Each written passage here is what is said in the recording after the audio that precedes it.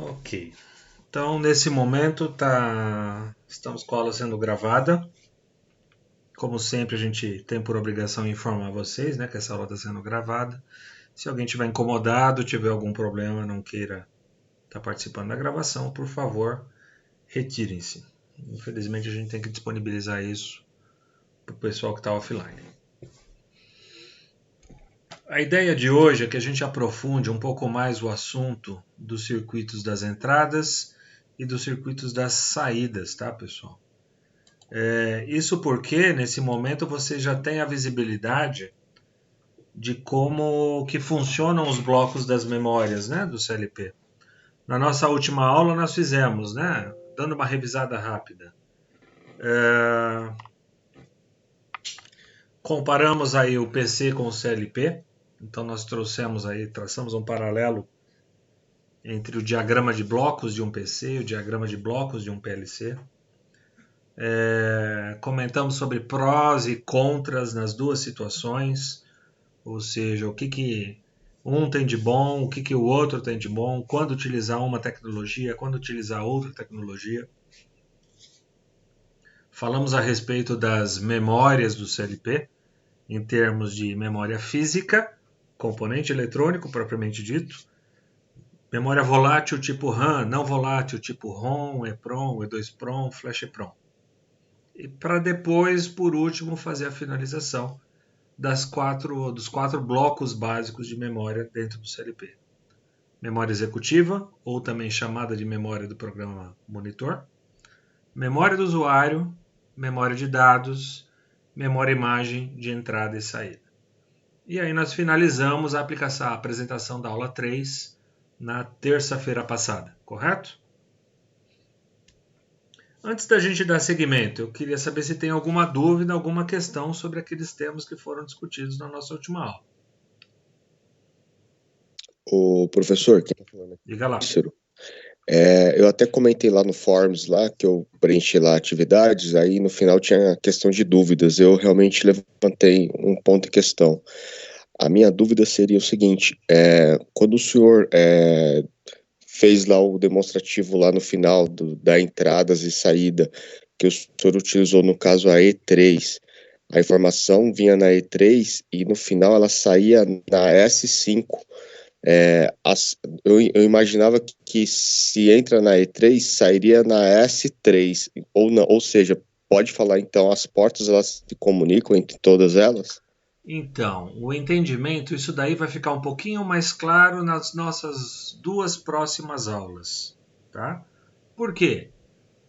A E3 é o endereço de entrada, a S5 é o endereço de saída. E se eu programar com a E3, a S5 e a S7?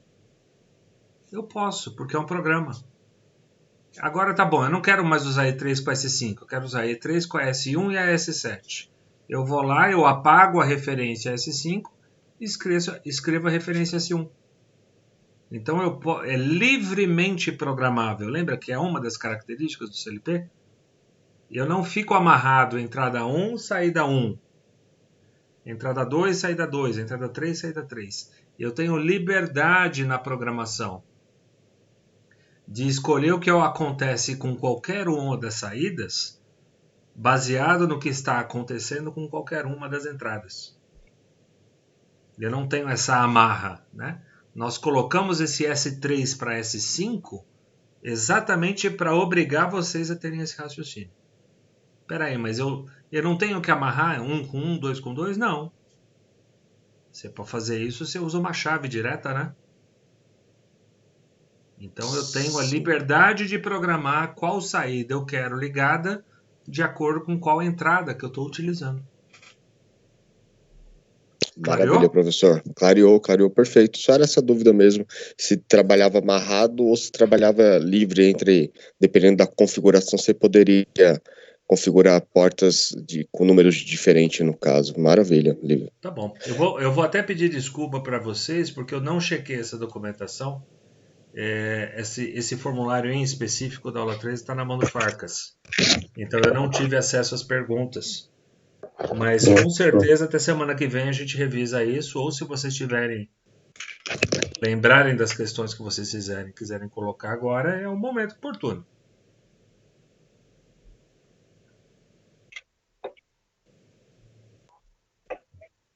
Caso contrário, a gente segue com o conteúdo de hoje.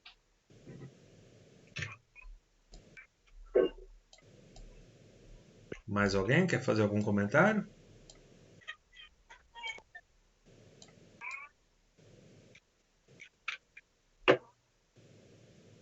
Entrou, Logan.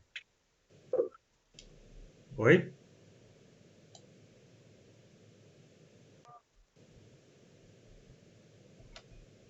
Vamos lá então. Para hoje a gente vai falar mais um pouquinho desses circuitos das entradas e dos circuitos das saídas, só que agora com a visão de que existe aí uma memória imagem monitorando o que acontece na entrada e uma memória imagem de saída definindo o que eu quero que aconteça na saída. Então basicamente é reler esses circuitos aí, aprofundar um pouco mais nessa questão dos circuitos de entradas e saídas, de funções específicas, né? E relacionar isso com o que a gente viu das memórias imagens do CLP. Quanto ao circuito das entradas, tá? Continuo falando a respeito de circuitos eletrônicos que vão receber informação do equipamento, máquina ou processo e vão transferir para a memória imagem das entradas. Né? Vão fazer a interface entre o bloco dispositivo liga-desliga, botoeiras, chaves, seletoras, e os níveis lógicos exigidos no CLP. Então, ó, no cartão do CLP, do lado de fora dele, eu vou ter ali os dispositivos, podem ser botoeiras, chaves fim de curso, sensores industivo, pressostato, vários dispositivos estão interligados na entrada do meu CLP. Só que para cada uma dessas entradas existe uma caixinha aqui, ó, uma alocação de memória específica para guardar esse dado. Se é uma entrada digital, cada caixinha dessa cabe quanto? Cabe 1 bit. Cada caixinha dessa pode armazenar o resultado. Se a chave está desligada, ele vai armazenar 0.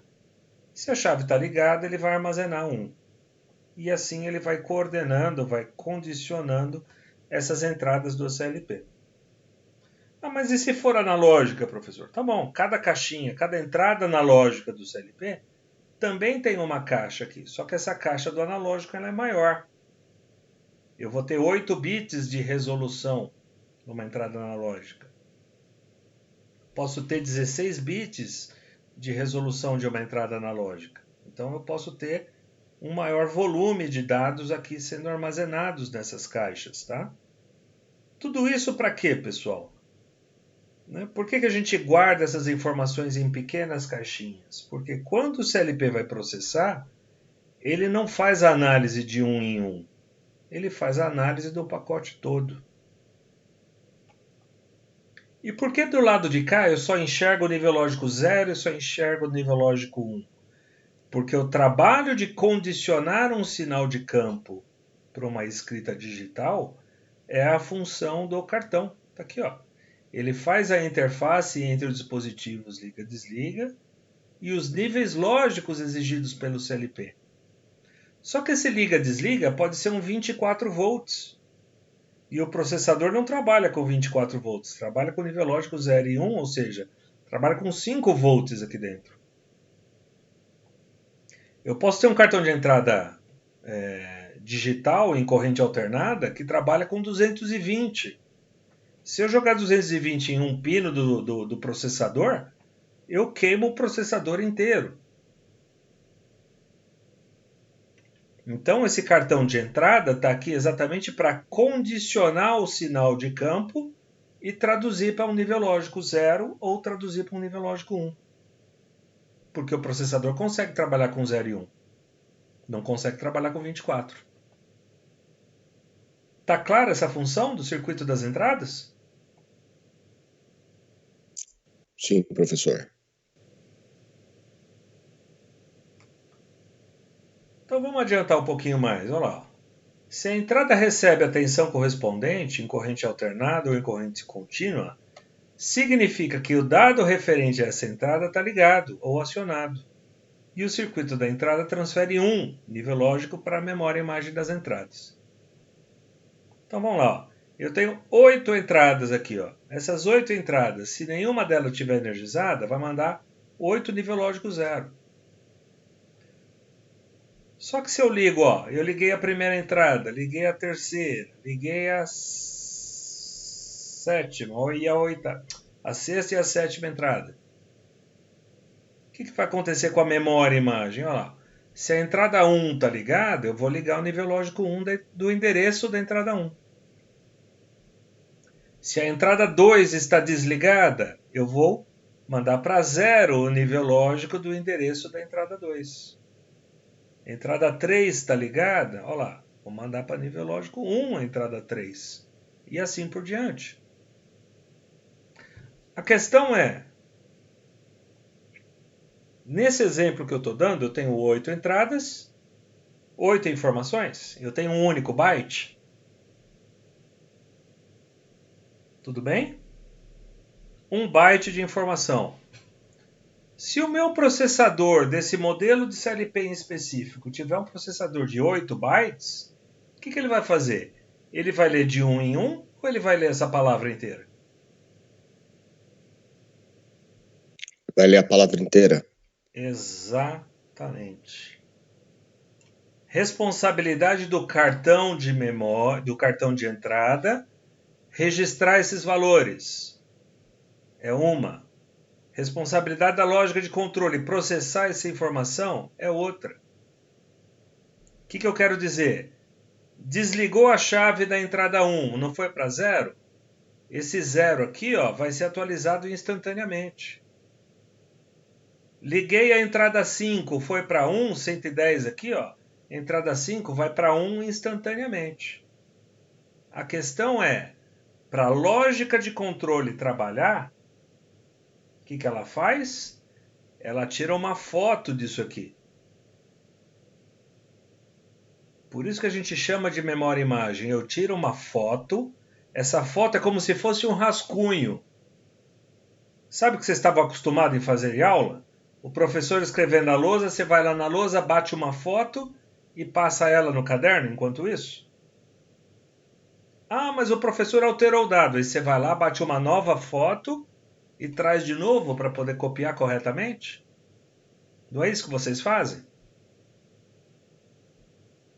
A ideia para agilizar o processo é exatamente essa, pessoal. O CLP fala o seguinte, ó, para tudo, que eu vou fazer essa análise. Eu vou analisar como é que está nesse momento. Baseado nessa foto, eu vou tomar uma decisão. Baseado no que eu encontrei nessas entradas, eu vou comparar esses dados com o programa do usuário, que já está dentro do CLP, e a decisão tomada vai ser registrada onde? Na memória imagem de saída, lá na frente. Então, se isso daqui, fazendo uma analogia, né? Se isso aqui é uma fotografia, o que eu gravo na memória imagem de saída é o quê? É uma impressão do que eu quero que aconteça naquele ciclo de máquina. Vocês vão perceber que o CLP trabalha em ciclos. Eu bati uma foto, eu analiso o que está acontecendo nessa foto e eu faço uma impressão do que eu quero que aconteça na saída. Fiz a impressão, a responsabilidade agora é do cartão de saída. Não é mais do processamento. Qual que é a responsabilidade do processamento agora? Pegar uma outra foto. Uma foto mais nova, uma foto atualizada. E com essa nova foto ela faz uma nova análise. E aí ele chega com uma nova conclusão. E essa nova conclusão, impressão para o cartão de saída. Então, o CLP fica o tempo todo nesse ciclo de atualização de dados.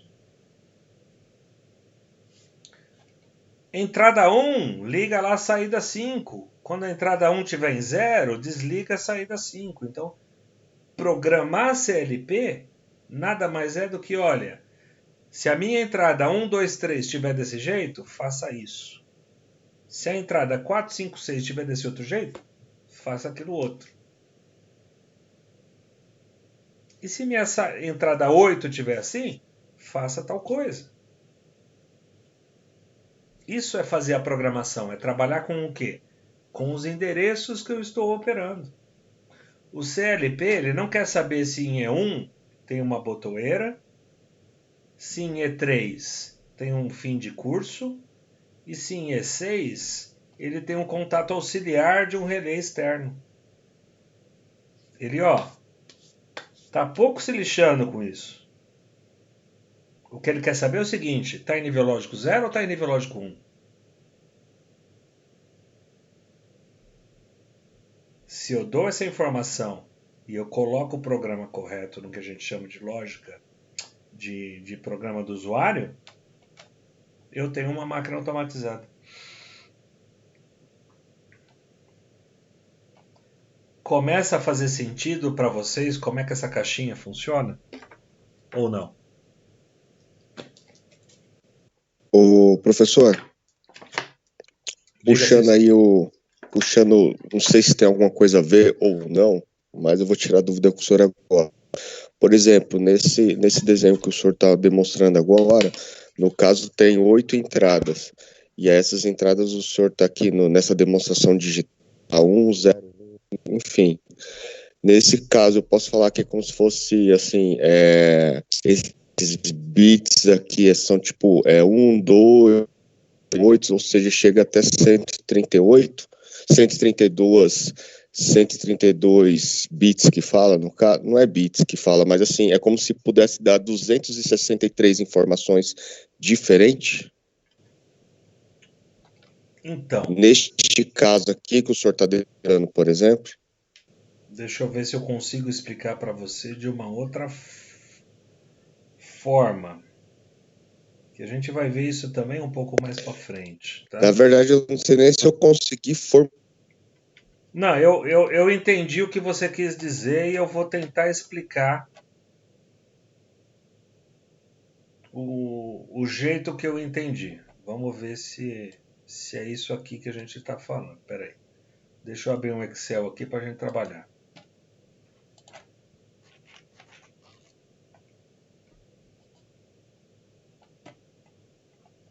Você está falando o seguinte, eu tenho um CLP com 256 entradas. É isso? isso. Para minha memória, eu tenho o seguinte, Eu tenho o byte e eu tenho o bit. Qual bit que é esse? É o 7, 6, 5, 4, 3, 2, 1 e 0. Tá? No meu byte 0, eu tenho todas essas informações. Então eu tenho o bit 0 do byte 0. Eu tenho o bit 1 do byte 0. Eu tenho o bit 3 do byte 0. Ok? Ok. Como que eu represento isso? Uma das formas, por exemplo, 0.7, 0.6, 0.5, 0.4, 0.3, 0.2, 0.1, 0.0. Uma das possíveis formas de representação é essa daqui. E aí eu tenho mais 8 bits de entrada. Então eu vou ter o 1.7, 1.6 até o 1.0. Tudo bem? Sim. Byte 2, 2.7, 2.4, 2.1 e assim por diante. Ou seja, eu tenho o byte 25. 25.7, 25.4, 25.2, 25.0. Então, são formas que a gente tem de dar endereço para essas casinhas aqui, ó. Tem CLP que trabalha direto com a informação, de 0 a 255. Tem CLP que trabalha com a primeira referência sendo o byte e a segunda referência sendo o bit. Então, onde que a gente acha isso daqui? No manual técnico de cada equipamento que a gente vai trabalhar. Mas normalmente o que se faz é byte e bits. Byte e bits. Então, continua sendo do 1 ao 8 ou do 0 ao 7, só que eu tenho a referência do byte que eu estou trabalhando. Eu posso estar trabalhando do 0 ao 7 no byte 25, que é outra caixa de entrada, é outra foto totalmente diferente do byte 0 ao 7 do byte 2, do byte 1, do byte 0. E eu continuo trabalhando com a palavra inteira. Tudo bem? Só que é a palavra inteira do 0, a palavra inteira do 1, a palavra inteira do 2 e assim por diante. Eu não sei se eu clareei ou se eu compliquei mais ainda a tua vida. Deu uma clareada assim, professor. A gente vai voltar a falar sobre isso um pouquinho mais à frente, tá? Mas já que a pergunta foi nesse momento, a gente tem que tentar ser lúdico aí e explicar no momento que ocorre a dúvida. Os demais Maravilha, colegas professor. entenderam o que eu quis dizer aqui ou não?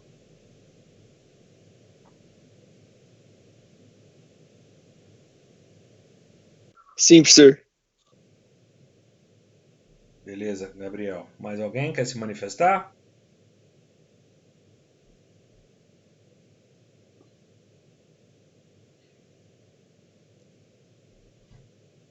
Então tá aí, ó. Explicamos o byte, explicamos o bit. Dúvidas aqui? Podemos seguir? Podemos sim, professor. Então, quando a gente fala de condicionar o sinal, só para finalizar e usar esse slide ainda como referência. Eu tenho 110 volts aqui, ó, no meu cartão de entrada. Então, existe um circuito eletrônico que vai converter esses 110 volts em 5 volts.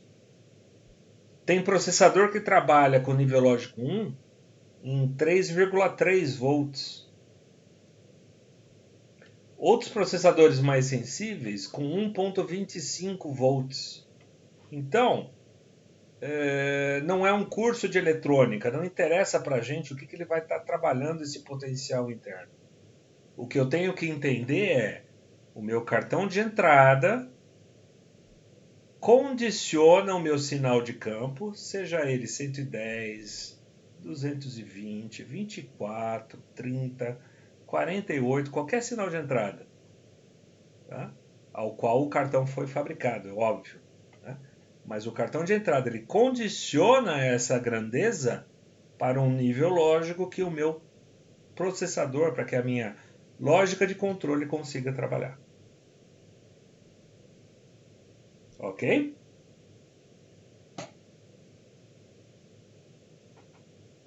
Então vamos lá. Circuito das entradas, né? Quanto às conexões. A gente chama de corrente contínua, também chamada de sinal discreto. Normalmente são utilizadas em 5, 12, 24 e 48 volts, essas entradas de corrente contínua. Eu chamo de sinal discreto todo qualquer circuito onde eu utilizo o dispositivo eletromecânico para fazer a função. Então, se eu tiver uma chave aqui, ó, normal aberta, uma chave normal fechada, que depende de um acionamento manual, né, uma botoeira, ou dependa de um acionamento do tipo rolete para sensor de fim de curso, um termostato, que seja um contato mecânico que abre e fecha, nós chamamos elas simplesmente de sinal discreto. E aí existe uma peculiaridade aqui no caso, né? A polaridade da fonte ela é indiferente para essa chave. Todo mundo enxerga aqui, ó.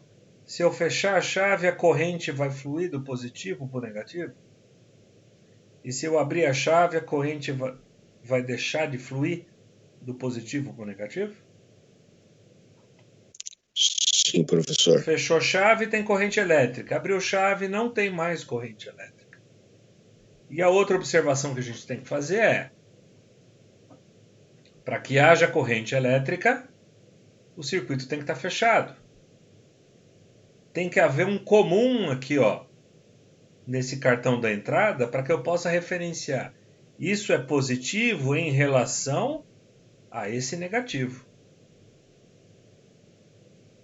Para que tenha corrente elétrica, o circuito tem que fechar em algum momento, mesmo que seja dentro do cartão de entrada.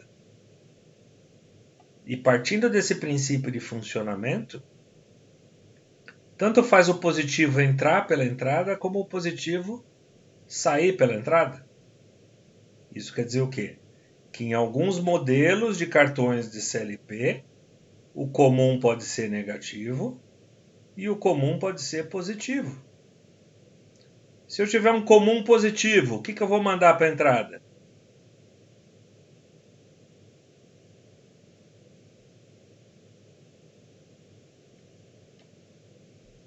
De novo, meu comum aqui está negativo, certo? O que eu mando para a entrada? Não é o positivo? É o positivo. E se eu mandar o positivo para o comum, o que eu vou mandar para a entrada? No caso, você vai receber? Eu vou receber o Positivo. Não, o negativo. Eu tenho que criar uma diferença de potencial aqui, pessoal. Tem que ter uma diferença de potencial nessa entrada. Se o meu referencial aqui, ó, é negativo, eu não estou mandando positivo. Sim. Se o meu referencial for positivo, eu tenho que mandar um negativo. Senão não tem diferença de potencial. Se eu ponho positivo aqui, qual que é a diferença entre os dois? Zero. Se é zero a diferença, a entrada não aciona.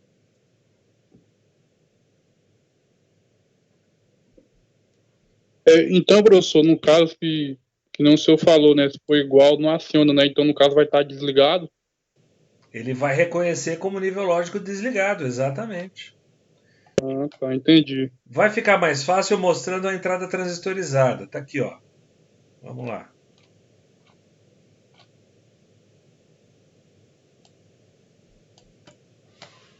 Se não for a entrada em sinal discreto, é o que a gente chama de entrada para sensor transistorizado.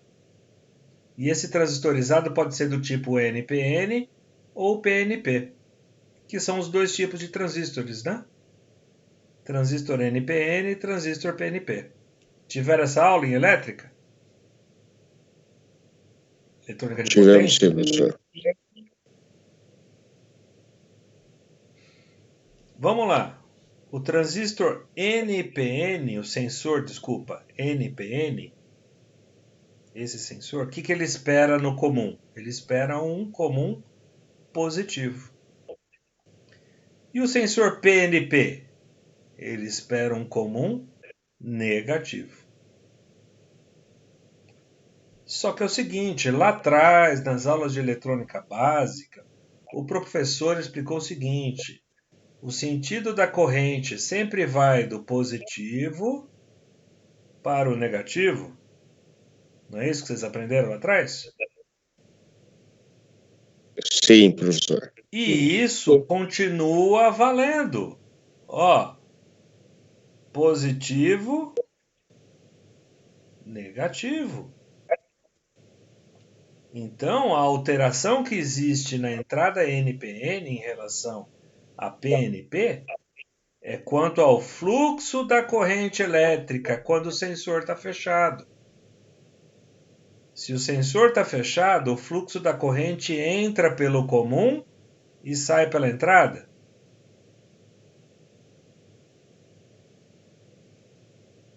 Quando a entrada é PNP, O fluxo da corrente entra pela entrada e sai pelo comum.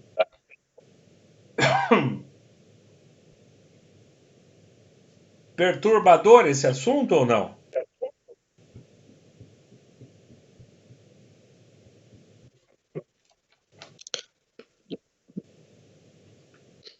Eu entendo a dificuldade que vocês estão tendo de enxergar. Peraí, professor, corrente saindo pela entrada. Não é isso que está travando a cabeça de vocês? Pensa o seguinte, aqui dentro do cartão eu tenho um detector de luz acesa. Como é que eu acendo a lampadinha da entrada 1? Mandando o positivo no comum e fechando o circuito na entrada. Quando eu fecho esse circuito na entrada, aqui dentro acende uma lampadinha. E essa lampadinha é que aciona o nível lógico 1. E a mesma coisa acontece aqui. Ó. Como é que eu acendo a lampadinha da entrada 2?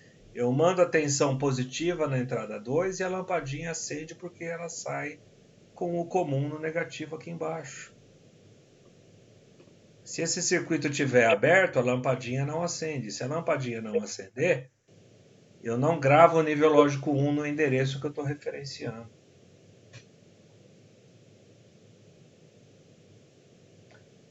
Tudo isso para explicar para vocês o seguinte.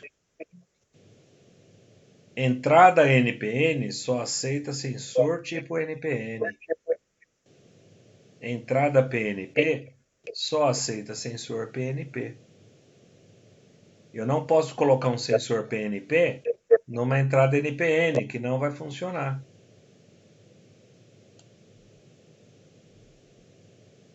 E eu não posso pôr um sensor NPN numa porta PNP, que também não vai funcionar. Cada um tem o seu parzinho para poder trabalhar. Diga, Sábio, você está tentando falar comigo, cara? Não, professor, tá tranquilo aqui. Ah, tá. Só estava com o microfone aberto, então. Dúvidas, senhores? Professor, e como distinguir um do outro? Se eu estiver falando do cartão de entrada, manual. Se eu estiver falando do sensor, datasheet. Documentação técnica. Tá? O sensor ele até vem de fábrica com uma etiqueta falando, olha, esse sensor é NPN ou esse sensor é PNP. A questão é, um mês de instalação, você não vê mais nada. Né? Pela planta de fundo aí que você está olhando na tua foto, você sabe como é que é isso. Você sabe o que eu estou falando. Passou um mês em uso, você não tem mais etiqueta de sensor, você não tem mais nada do sensor. Aí você tem que aprender a testar ele de forma diferenciada.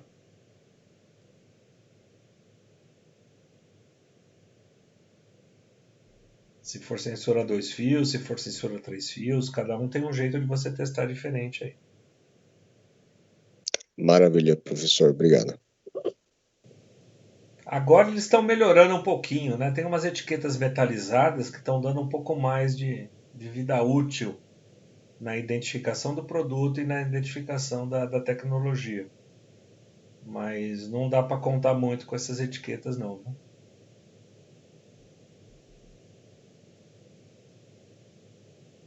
O fato é, né, um detalhe importante a ser comentado seria o seguinte.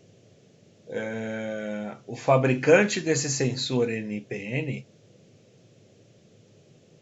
ele também vai trabalhar com tecnologias PNP. Ou o fabricante do PNP também vai trabalhar com tecnologias NPN. Porque isso daqui é uma requisição, né, mais do que do fabricante do hardware do CLP, mas sim da planta. O cara é vamos chutar, é uma Volkswagen. A planta inteira do cara é NPN. Ah, se eu quero vender para uma Volkswagen, eu tenho que fabricar sensor NPN. Uma Vale, eu estou falando hipotética, tá? Mas clientes desse peso só trabalham com sensores PNP. Se eu quero vender para Vale, eu tenho que trabalhar com sensores PNP. Então, esses caras da área de sensor, ele fabrica os dois tipos. Faz a mesma coisa o sensor, tem o mesmo tempo de resposta, mesmo tudo. Só que um você liga de um jeito, o outro você liga do outro. Tudo bem? Tudo bem, professor. Só para finalizar, e existe o qual mais seguro dos dois? O pessoal gosta muito do NPN, por quê, né? Ó, se a fonte fica do lado do cartão do CLP, ó, tá vendo que a fonte é direto no CLP? O que é que eu mando para campo? O negativo, né? Sim, O negativo com terra não vai centelhar. O positivo, se eu mandar o positivo para campo, e esse positivo bater em algum eletroduto, eu posso criar centelha. Né? Eu mando fio neutro ou mando fio vivo, que eles chamam, né? Fio vivo. É como se o fio pudesse sair do lugar onde ele está. Mas o pessoal de campo chama fio vivo, né? entendi. Se eu mando fio vivo, esse fio corta por algum motivo, ele pode começar a centelhar em campo. Então, tem gente que defende muito o uso de NPN. Aí o cara pode falar, porra, mas meu processo todo é uma máquina de indústria alimentícia. Meu sensor que vai mais longe, ele vai a meio metro de distância. Ah, eu gosto de usar PNP. Você vai falar o quê para um cara desse? Não tem o que falar. Então o melhor conselho é, o que você quer usar? Né? Entenda o que você quer usar. Ou qual é o sensor que você tem disponível. Se o cara já tem na planta dele sensores lá do tipo PNP, não adianta você querer vender o hardware NPN que você vai ter problema. Ou se o cara já tem sensor NPN, se você quiser vender o PNP, é dor de cabeça. Porque o fabricante de cartão de CLP PNP, ele vai fabricar também o NPN. Então é questão de prestar atenção no que você tem e fazer a compra correta. Clareou? Clareou, professor. Obrigado. Perfeito. Mais alguém? Ou a aula é particular para o Cícero aqui? Ninguém mais vai se manifestar.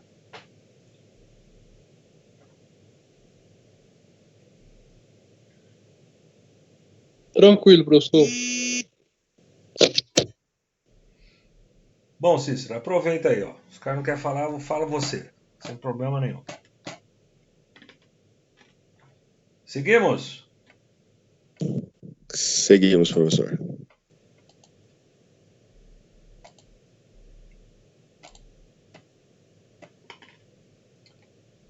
Entradas em corrente alternada. Por mais que as novas NRs aí definam, né? Ó, é só 24 volts que você vai ter agora num painel de comando. Existe a questão de painéis herdados, de tecnologia antiga, de empresas que ainda não estão de acordo com a NR12, né? Acho que é a 12, que define tensão aí em quadro elétrico de operação de controle e comando. Né? Por norma, os painéis novos hoje têm que trabalhar com 24. Mas tem muita coisa ainda trabalhando aí a 110, a 220 volts em lógica de controle. Tá? Basicamente, ó, aquele mesmo dispositivo eletromecânico que você usa para 24 volts, ele tem especificação para trabalhar com até 250 volts em corrente alternada, pessoal. Tá? Aquela mesma chavinha interruptora lá que você usa para 24, você usa para 110, 220. Então o que muda? Ó, é fase neutro, é 110. Se for fase, é 220. Por que eu sempre destaco essa possibilidade? Na escola tu está protegido, a gente gera lá os documentos, lá gera toda os laboratórios para você trabalhar com 24 volts. Você não presta atenção lá quando você está tirando, rosqueando um borne, se você vai tomar choque ou não naquele terminal vivo. Tá? Então, aprenda antes de sair mexendo e colocando a mão no fio. Peraí, mas esse cartão aqui é de corrente alternada ou é corrente contínua? Se o meu dispositivo é eletromecânico, você não consegue saber qual é o potencial que você tem ali. Então você tem que ir com o multímetro, fazer o teste, né, de potencial elétrico ali, para você saber com o que você está lidando, antes de tomar um tranco lá no meio no meio de Manaus, lá no meio do Pantanal. Você toma um tranco aí, é 48 horas do hospital mais próximo que você tiver. Tem que tomar cuidado, tem que saber com o que você está lidando. Né? Não precisa ter medo, pavor, mas sim responsabilidade com aquilo que você está mexendo. Tá? Então, existe aí muita tecnologia herdada, muita tecnologia antiga, que utiliza os mesmos dispositivos eletromecânicos para chavear a corrente alternada de até 220 volts. Bate o olho no cartão do CLP, bate o olho no modelo do CLP. Né? Estuda a documentação do cara antes de sair mexendo, para que você esteja protegido nesse tipo de situação. Tranquilo? É pouco usual, mas você ainda acha 24, 48 volts em corrente alternada, tá? O princípio de funcionamento continua sendo o mesmo. Se eu acender uma lampadinha aqui dentro, essa lampadinha polariza um transistor, um fototransistor, e esse fototransistor vai acionar o nível lógico 1 lá da memória auxiliar. Dúvidas? Comentários? Tranquilo, professor.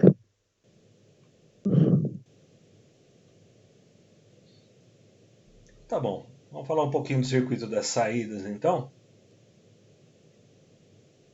Circuitos eletrônicos que vão receber as informações do processamento do CLP através da memória e imagem das saídas e as transferem para o equipamento, máquina ou processo em controle. Vão adequar eletricamente o sinal vindo do microprocessador para que a gente possa atuar nos circuitos controlados, tais como lâmpadas, sirenes, buzinas, bobinas, contadores, bobinas de solenoide, de relés, etc. Então, aquele conceito da caixinha, do bit, do byte, continua valendo para tudo isso. Só que ao invés agora de ser uma impressão, de ser uma fotografia, ela é uma impressão. Né? Olha o sentido da seta, ó. Da memória imagem vai para o cartão de saída. Aquilo que a CPU decidiu, ela não gravou de uma em uma caixinha. Ela gravou um byte inteiro. E é responsabilidade do cartão de saída pegar essa informação e fazer virar um 110, fazer virar um 220 num dispositivo de fora. Ok? Estamos seguindo o fluxo lá, depois da lógica de controle.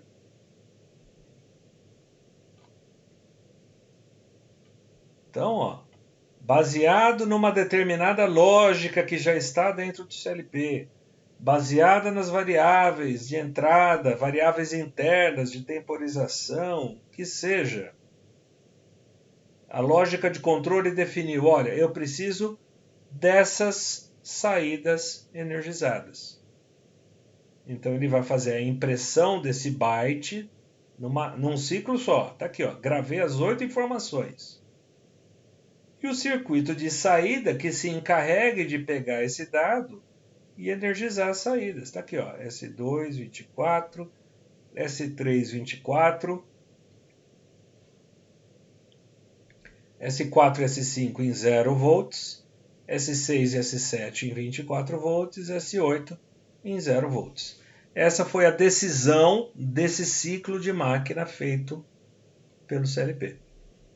Ligue, ligue, ligue, desligue, desligue, ligue, ligue, desligue. Ponto. E depois disso aqui, só uma próxima impressão de um byte completo. E depois, outra impressão de um byte completo. O tempo todo ele está atualizando essas saídas. Ok? Dúvidas? Querem digerir um pouco isso aqui? Ô, professor, a função do cartão, então, é adequar a corrente para o CLP. Então, tem cartão tanto na entrada como cartão na saída. De forma sucinta, sim. É condicionar, né? O que a gente chama de condicionar o nível elétrico do processador para o nível elétrico que os dispositivos de saída exigem. Não só corrente, né? O potencial elétrico também, corrente e tensão. Mas a ideia é exatamente essa, né? Essa é a diferença do PIC sendo usado na indústria, que todo ano a gente tem que responder essa pergunta. O PIC não faz esse condicionamento de sinal. O PIC te dá uma resposta em nível lógico 0 e 1, ou seja, 5 volts, 5 volts, 5 volts, 0 volts, 0 volts, 5 volts, 5 volts, 0 volts. Essa é a resposta de um processador, um microcontrolador dessas que a gente estuda. Um Arduino, um Atmel, que seja.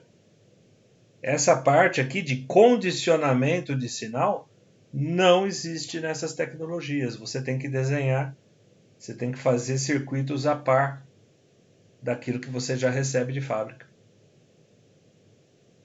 A leitura é essa mesmo, Cícero. Está correto nessa leitura.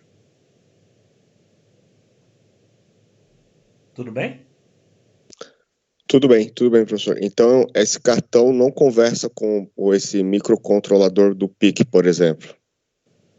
Não, porque ele é de um fabricante específico, né?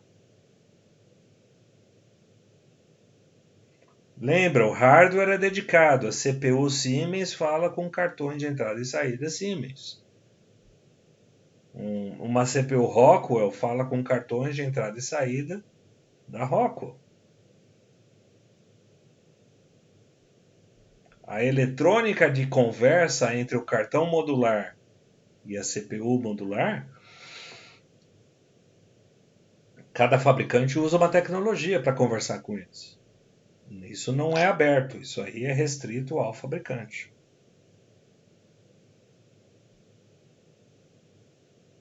Ok? Perfeito, professor. Mais alguma dúvida, algum comentário de algum outro colega?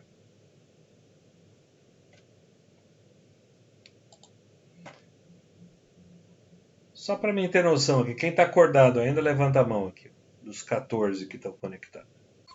Ô, professor, tamo junto aí. Nós tá aí te ouvindo aí, professor. Dos 14, só 7 levantaram a mão aí. Cadê os outros 7? Foram assistir novela, foram jantar. 9, tá melhorando. 10.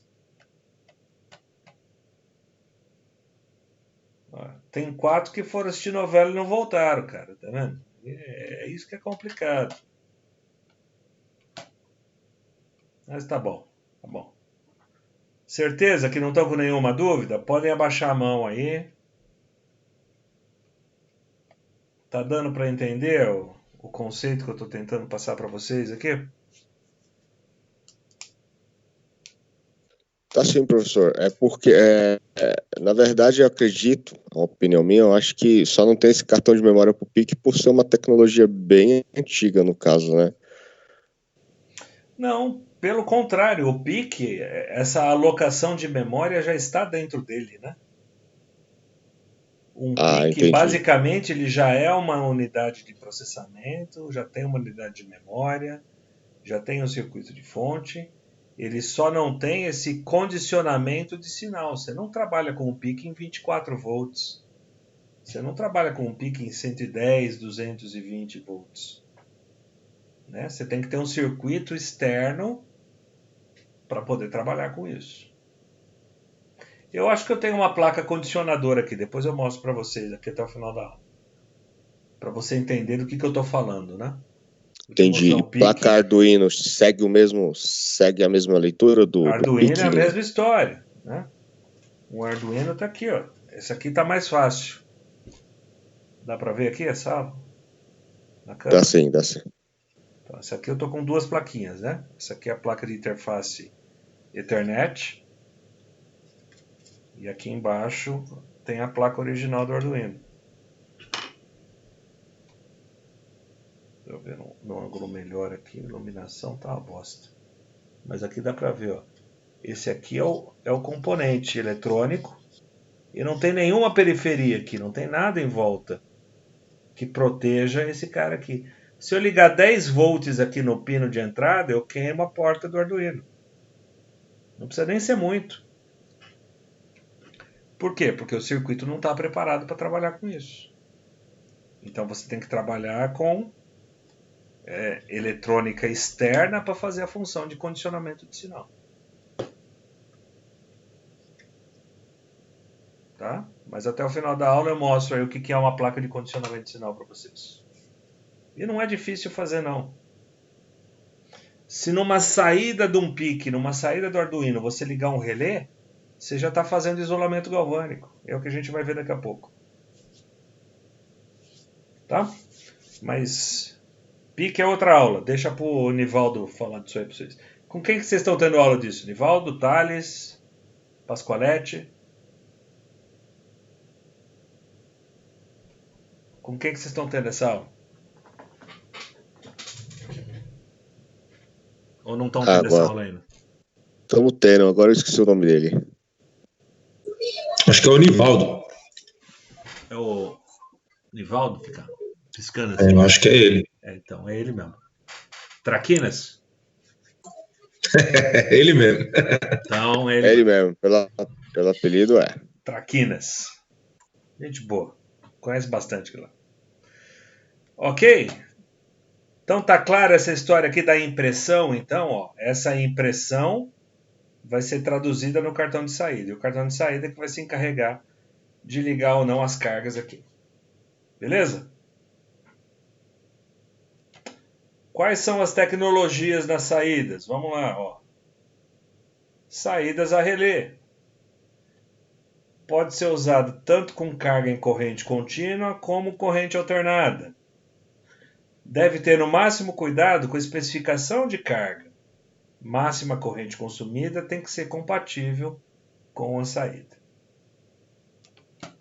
Professor, você gastou 2 aulas falando de motivação do CLP, substituindo as lógicas de controle a relé. Não foi isso que a gente viu no início do curso? A questão, pessoal, é que aqui é o seguinte. É um relé para uma saída. Se a saída não funcionou, de quem é a culpa? Desse um relé.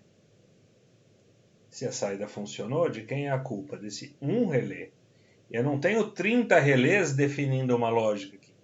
Eu tenho o relé simplesmente como um isolador galvânico, que é assim que a gente chama, e com a vantagem de que, ó, essa corrente elétrica que aciona a bobina do relé não necessariamente é a mesma que vai acionar o atuador.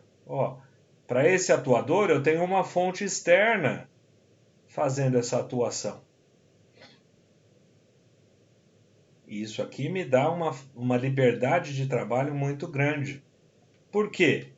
Eu posso estar trabalhando, se esse comum aqui não for para todas as saídas, né?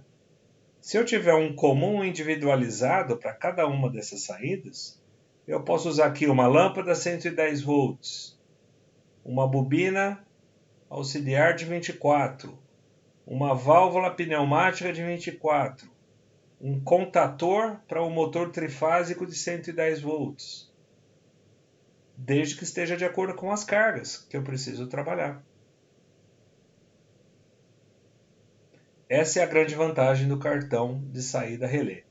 Aí você pode me perguntar, bom, professor, que tamanho que é esse cartão, né?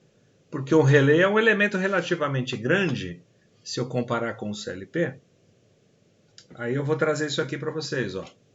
Esse daqui é um relé veicular, é um relé de pisca de carro, tudo bem? Dá para ter ideia do noção aqui do tamanho dele? Em relação à minha mão? Sim, dá sim. Ok. Vamos para um relé industrial de baixo consumo, um relé de controle. Ó, dá para ter a noção do dimensional aqui? Um Metaltex aqui de 6 terminais. 2 NA, 2 NF, 2 comum. Ok? O dimensional dele? Estreitinho, transparente. Tranquilo? Tranquilo, professor. Olha o relé do cartão do CLP. Dá para ter noção agora do tamanho? Comparação? Olha o tamanho que é aqui. Então, um cartão de 12 saídas a relé tem 12 cabeças de fósforo desse aqui. Ó. Né? Ó, se eu colocar na minha mão aqui em detalhes, ó, é menor que o meu dedão. Não que minha mão seja de gigante, mas é um elemento bem pequenininho aqui em termos de dimensional. Ok? Isso aqui é um relézinho para cartão de saída de um CLP. Esse relézinho aqui, tá? Ele consome baixíssima corrente, mas ele faz o chaveamento, por exemplo, em 24 volts.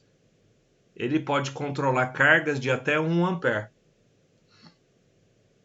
Então eu tenho uma saída de 1 ampere se eu estiver trabalhando em 24 volts. Ou se eu estiver trabalhando em 125 volts em corrente alternada, eu posso trabalhar com uma carga de meio ampere. Ou se eu estiver em 220, eu trabalho com 250 miliamperes. Com um relézinho desse aqui. Então, o objetivo desse relézinho não é ligar um motor trifásico de 60 cavalos que vai consumir aproximadamente 100 amperes em regime. Mas sim acionar uma sirene, acionar uma ventoinha de baixa potência, acionar um contator que vai consumir meio ampere, por exemplo. Isso aqui te dá uma longevidade para esse cartão aí por muito e muito tempo. Sem contar o seguinte, fritou todo o equipamento do lado de fora. O relé não deixa passar, porque ele tem a história do isolamento galvânico. Tá? Eu posso queimar, torrar a bobina aqui torrar o contato auxiliar desse relé, que essa energia não virá para a bobina até um determinado potencial elétrico. Tudo bem, pessoal? Relézinho da LR. Se a nossa aula fosse presencial, isso aqui estaria passando na mão de vocês, né? Um por um. Mas, infelizmente, a gente tem que se adaptar ao meio. Diga lá. Eu vou fazer uma pergunta. Eu posso colocar um relé de aproximação num braço robótico controlado por um CLP? Relé de aproximação, você está dizendo um sensor magnético? Isso. Pode. É preciso? Não. Não é muito preciso? Não é muito preciso. Certo, tá bom. Que tipo de aplicação você quer fazer? Um braço robótico. Não, mas tá bom. Você quer carregar o quê? Uma caixa com 500 milímetros de largura é uma coisa. Ele te dá uma precisão. Você quer pegar uma pecinha espessura de uma caneta? Não, ele não é preciso. Então é tudo uma questão de referencial. Uhum. Né? O que é? O que você quer posicionar e o que você quer pegar? Qual é o posicionamento que você quer fazer? Sim, uma latinha de refrigerante vazia.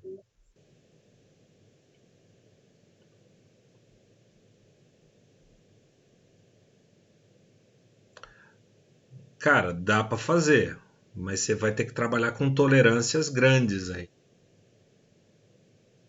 Pensa o seguinte, né? Vamos lá, espessura de uma lata, né? Em vez de eu trabalhar com a pinça justa assim, eu tenho que trabalhar com a pinça com uma folga tolerável. Né? Mesmo que eu entre com ela assim, ó, a hora que eu fecho a pinça, eu trago a peça para a próxima e consegui pinçar ela. Então depende muito de como que você vai montar essa mecânica, né? Não é... Esse serve não serve digital de vocês é muito complicado. Vocês têm que avaliar mais essa questão. Dá para trabalhar para fazer isso? Dá. O teu sistema vai ter que ser mais robusto, vai ter que ser mais tolerante em alguns pontos. Mas dá para fazer. Certo. Não é o ideal, mas dá para fazer. Entendi. Beleza. Às vezes um sensor óptico talvez seja mais eficiente. Como assim um sensor óptico? Falamos Como depois da funciona? aula. Isso é assunto TCC, a gente fala na sequência. Beleza. Mais alguém?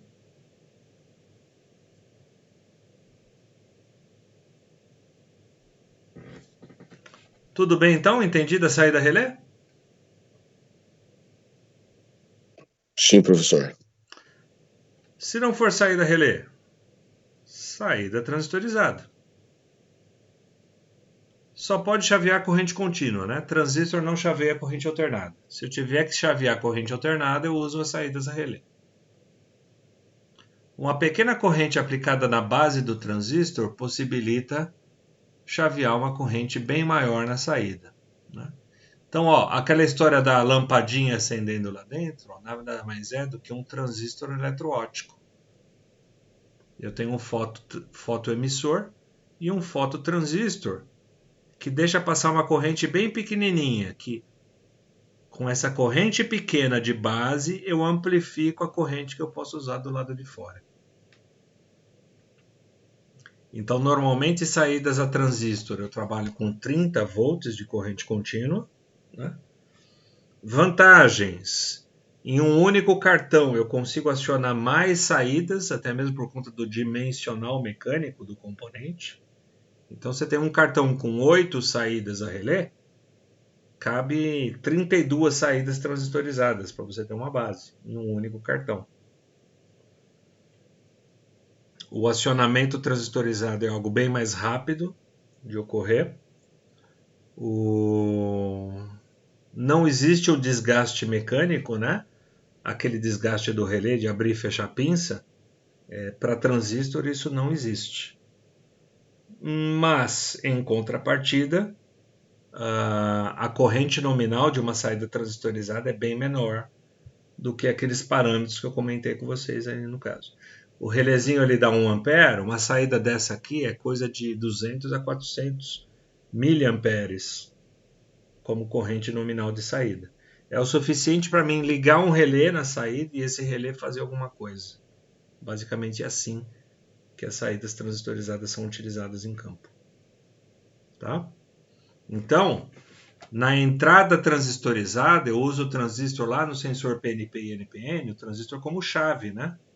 Aqui não, eu estou usando o transistor como um amplificador de corrente. Uma pequena corrente que vem do módulo de saída da memória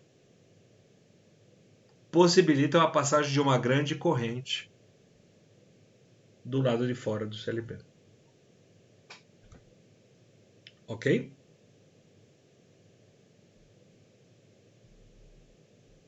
Dúvidas? Comentários?